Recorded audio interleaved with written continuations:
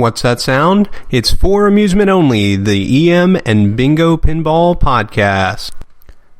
Welcome back to For Amusement Only. This is Nick Baldridge. Tonight I wanted to talk about Bally's 1955 Beach Beauty. Beach Beauty is a single card bingo. Single card bingo has a 5x5 grid of numbers. That's 25 different numbers, and there are 25 holes on the playfield, which correspond to one of the numbers on the backglass. There's a 26th hole on the playfield, which is the ball return. If you manage to snake your ball all the way down to the ball return, it will come back into play with no penalty.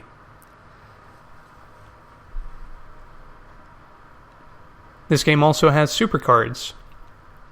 Super card is a 3x3 grid of numbers, which, if you get 3 in a row, it scores as 4 in a row, and you get the 4 in a row odd reward. This game has advancing odds. You can score anywhere from 4 for 3 in a row all the way up to 64 for 3 in a row. 16 for 4 in a row all the way up to 200. 96 for 5 in a row all the way up to 300. If you've been listening for a while, you've probably noticed that these numbers have become fairly standard. This game has corner scoring. If you manage to sink a ball in all 4 corners of the main card, you get 300 replays. The main feature on this game is wild pockets. Wild pockets allow you to spot any number on the bingo card. That's fairly powerful. But here's the way it works. Your wild pockets are qualified as a mystery reward, and that qualification means that you have to sink a ball in holes 1 through 3 if it lights the red, or if it randomly lights the green, then you have to sink a ball in 4 through 7, 4, 5, 6, or 7. Once you sink a ball in one of those holes, it gives you the ability to spot any number in the red or in the green. Now, the red covers the first 2 rows and the first 2 numbers of the 3rd row. The green covers the last 2 rows and the last 3 numbers on the 3rd row. The green appears to be much more valuable. So, here's how this works.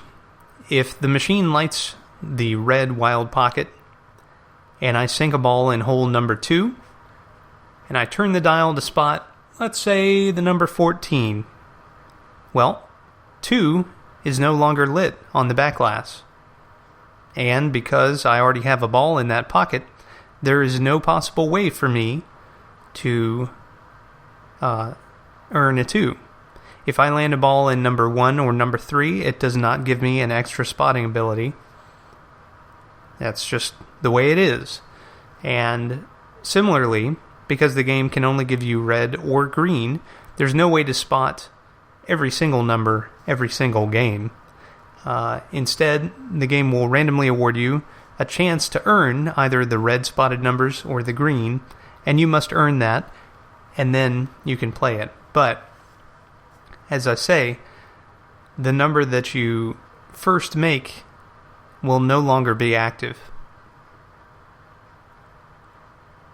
Now, you have to choose your spotted number before shooting your 4th ball. Otherwise, you're just locked into whatever number it's on. This looks fairly difficult. There's a lot of thinking going on, and there's not a lot of feature there. So if you think about it, in a typical game that has a select a spot, you have the ability to spot numbers, and in some cases you have the ability to move lines, and in other cases there are other advantages like 3 scores as 4, or other ways for you to increase your earnings. In this case, you have to make numbers.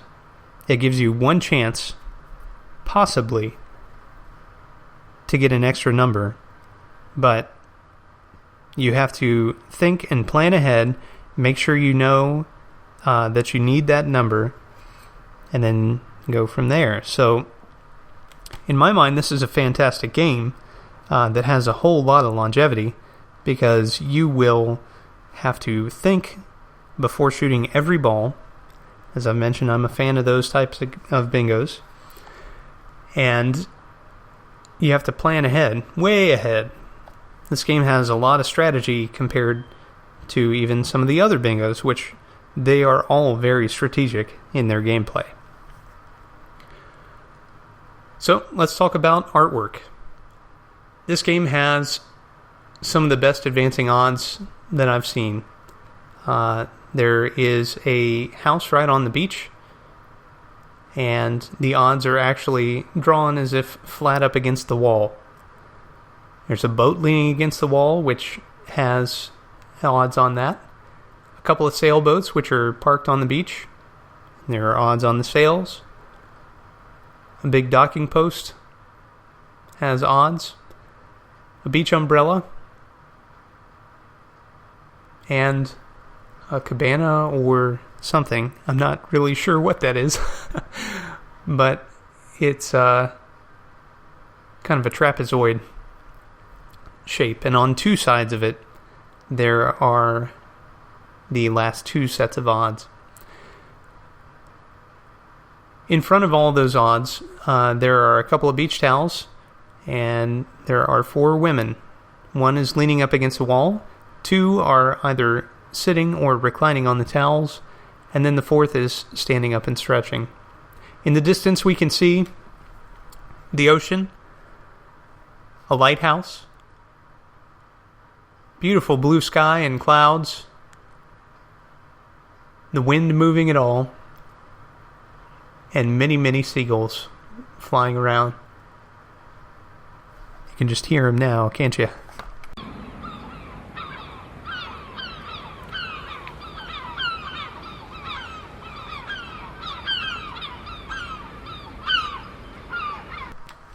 The cabinet reuses, or at least uses, a very similar stencil to another beach-themed game. There are a few beach umbrellas in front of the ocean, with a sailboat way off in the distance. There's a scalloped red design which scoops around the entire lower cabinet and all the way up into the head. The playfield is alive with activity. There are a great number of women which are hanging out at the pool, at the beach, on a speedboat. One is diving off of a high dive into an alarmingly shallow pool. It looks like most of the water is gone from this pool. So that's a little concerning. But the artwork is pretty fantastic, aside from the death-defying leap here. There are sailboats off in the distance, and it looks like everyone's having a good time. Well, as I mentioned, that Wild Pockets feature looks like a really interesting thing. As far as I know, this is the only game that had the Wild Pockets. So it's another experiment by Bally, and one that I think looks like a lot of fun and will definitely make you a better player. Well, that's all for tonight. Thank you very much for joining me. My name again is Nick Baldridge. You can reach me at foramusementonlypodcast@gmail.com, or you can call me on the Bingos line.